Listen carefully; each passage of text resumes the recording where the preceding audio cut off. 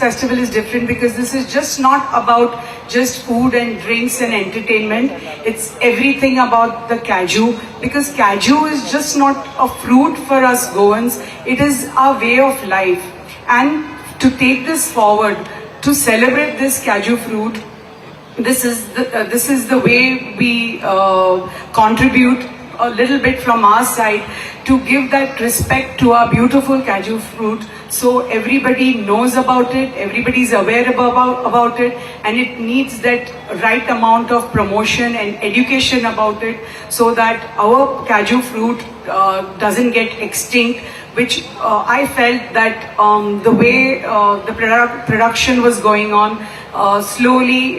if we don't take care of our plantations and our cultivations, slowly all our production and the yield was getting low, the production was getting low, and slowly our beautiful fruit, I think, would have been extinct. And